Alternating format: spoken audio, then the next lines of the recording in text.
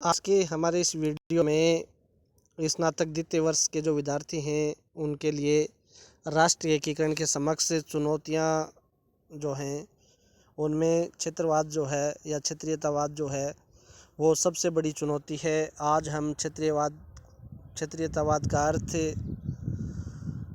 उसके प्रमुख कारण, रोकने के उपाय, इन सब के बारे में आज के हमारे इस वीडियो में हम डिस्कस करेंगे। सबसे पहले यदि हम बात करें क्षेत्रीयतावाद के अर्थ की, तो क्षेत्रीयतावाद जो है वो एक देश या किसी भी देश के भाग में उस छोटे से क्षेत्र से है जो आर्थिक, भौगोलिक, सामाजिक आदि कारणों से अपने प्राथमिक अस्तित्व के लिए जागरूक है। क्षेत्र यानी क्षेत्र शब्द के बहुत सारे अर्थ हो सकते हैं। मूल रूप से किसी क्षेत्र को जोड़ने वाली जो कड़ी है वो सांस्कृतिक समानता होती है। किसी भौगोलिक प्रदेश को भी क्षेत्र के आधार पर हम संबोधित कर सकते हैं।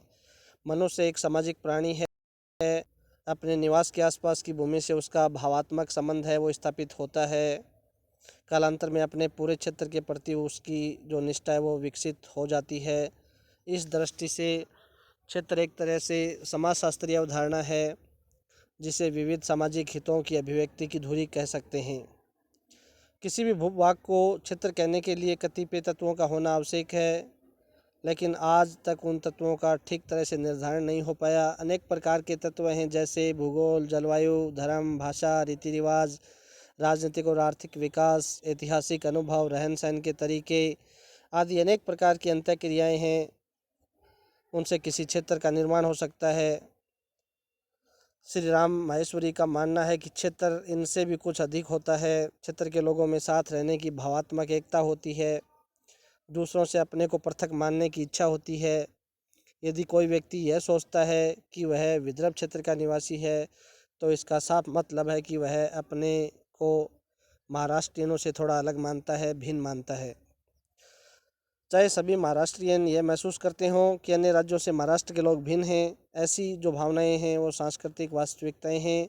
उनमें कोई भी है वो नहीं हो सकता। भारतीय राजनीति के परिप्रेक्ष्य में यदि हम क्षेत्रवाद की बात करें तो राष्ट्र की तुलना में किसी स्थान विशेष, किसी क्षेत्र विशेष, किसी राज्य प्रांत की अपेक्षा एक छोटे क्षेत्र से लगाव, उसके प्रति भक्ति, उसके प्रति विशेष आकर्षण, लगाव दिखाना जो है वो एक प्रकार से क्षेत्रवाद कहलाता है। इस दृष्टि से क्षेत्रीयवाद जो है वो राष्ट्रीयता की वृत्त भावना का विरोधी है, विलोम है। इसका ध्येय संकुचित क्षेत्रीय स्वार्थों के क्रम में यदि हम देखें तो ये एक ऐसी धारणा है जो भाषा, धर्म, क्षेत्र आदि पर आधारित है और जो विघटनकारी प्रवृत्तियों को एक प्रकार से प्रोत्साहन देती है। क्षेत्रीयतावाद की भावना सारे देश में व्याप्त है जो प्राय सुनियोजित एवं सुव्यवस्थित आंदोलनों और अभियानों के रूप में प्रकट होती है। यदि हम बात करें भारतीय राजनीति में क्षेत्रीयतावाद के कारणों की, तो भारतीय राजनीति में क्षेत्रीयतावाद के अनेक कारण उत्तरदायी हैं। सबसे पहले यदि हम बात करें भौगोलिक कारणों की, तो भौगोलिक दृष्टि से भारत में कई राज्य आज भी बहुत विशाल हैं, बड़े हैं।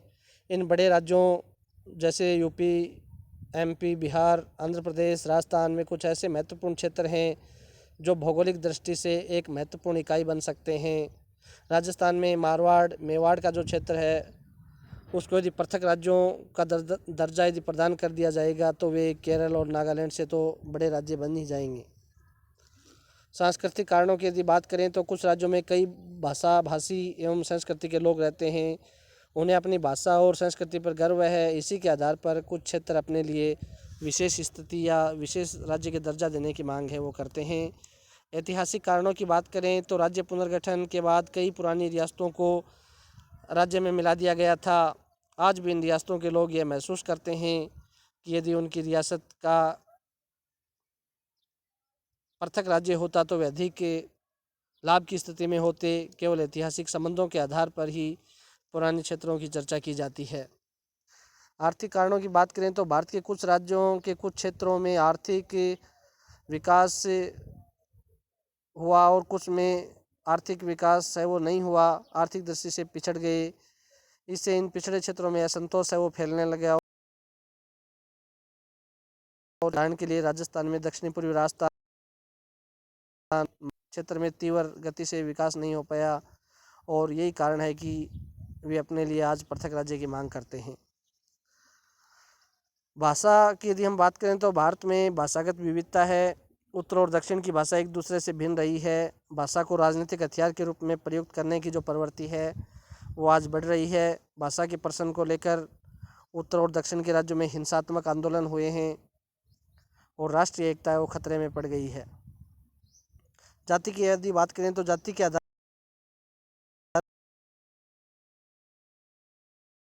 पर भी क्षेत्रता रही, वहाँ क्षेत्रीयतावाद की उग्र प्रवृत्ति दिखाई दी। हरियाणा और महाराष्ट्र में क्षेत्रीयता की जो प्रवृत्ति है वो फैलाने में जाति की जो भूमिका है वो प्रभावक रही है।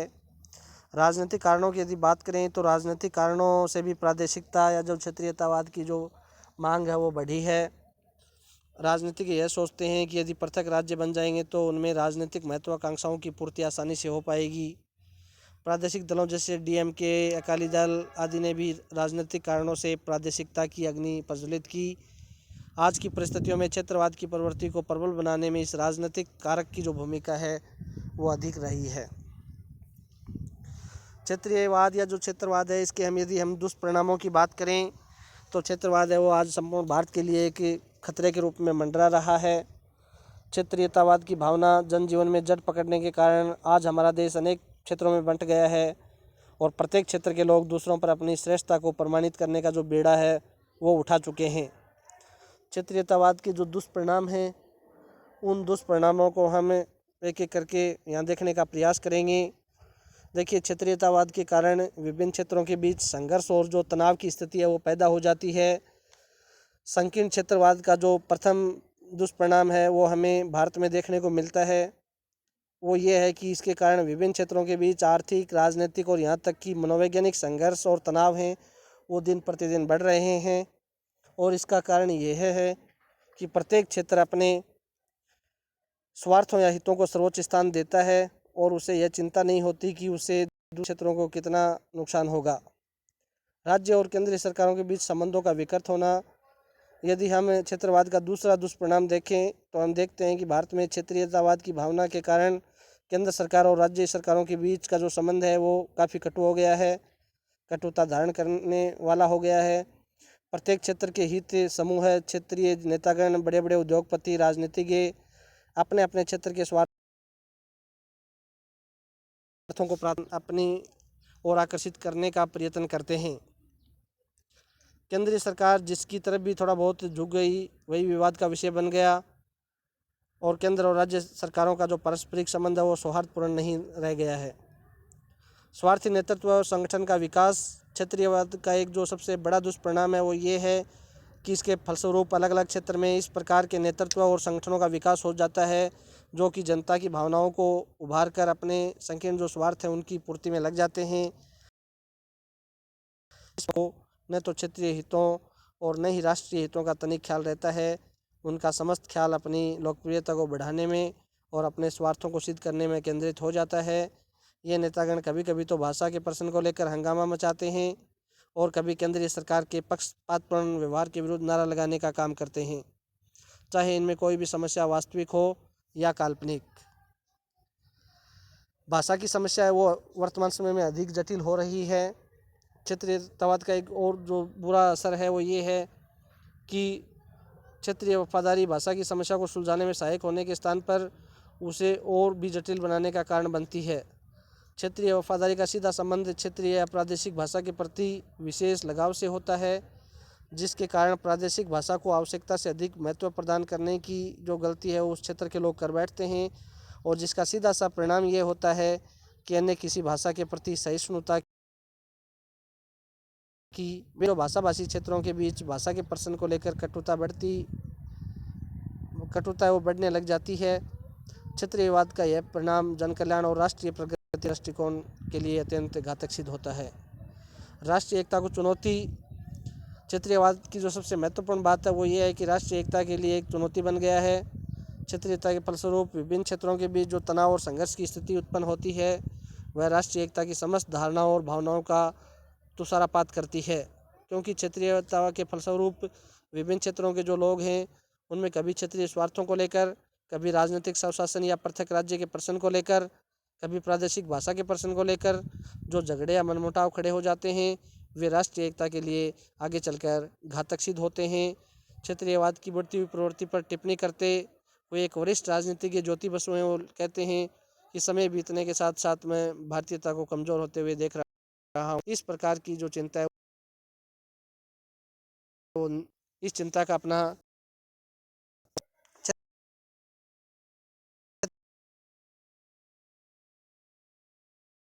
क्षेत्रीयतावाद के जो प्रभाव हैं उनको रोकने के लिए जो कुछ प्रमुख उपाय हैं उनको हम अपना सकते हैं।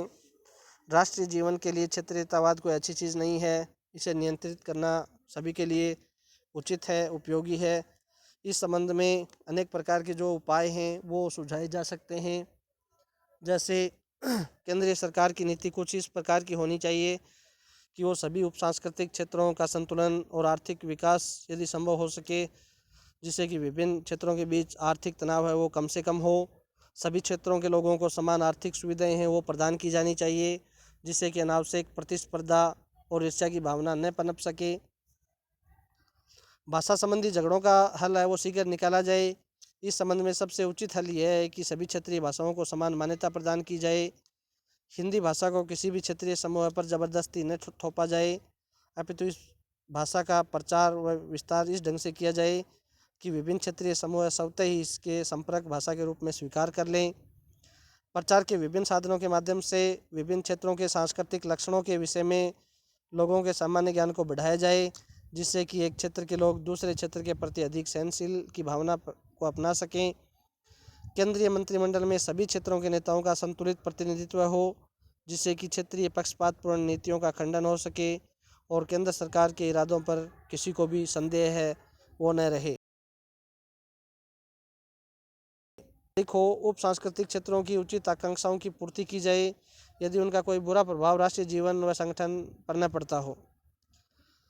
केंद्रीय सरकार और राज्य सरकारों के बीच पारस्परिक संबंधों को अधिक सौहार्दपूर्ण बनाने के लिए दोनों ही पक्षों को इस प्रकार की नीतियों और आचार संहिताओं को अपनाना होगा कि पारस्परिक विश्वास टूट न जाए और ऐसे अवसर कभी ना आए कि एक दूसरे पर कीचड़ उछालने की आवश्यकता हो। संकीर्ण मनोभावों वाले स्वार्थी नेतागण इस प्रकार के अवसरों की राह ताकते रहते हैं और मौका मिलते ही संकीर्ण क्षेत्रीयता की भावना को भड़काने का प्रयत्न करते हैं। राज्य सरकारों और विशेषकर जो केंद्रीय सरकार के द्वारा क्षेत्रीय नेताओं को इस प्रकार का मौका कभी नहीं दिया जाना चाहिए। ज़रूरत इस बात की है कि क्षेत्रीयता की तुलना में भारतीयता का जो भाव है उसको अधिक शक्तिशाली बनाया जाए। तो इस प्रकार आज के हमारे इस वीडियो में हमने क्षेत्रीयतावाद या क्षेत्रवाद का क्या अर्थ है, क्या कारण हैं, कैसे उनको रोका जा सकता है, क्या दुष्परिणाम हो सकते हैं, सभी भी हमने डिस्कस किया है। आगे के हमारे जो वीडियो हैं वो इसी क्रम में जारी रहेंगे। धन्यवाद।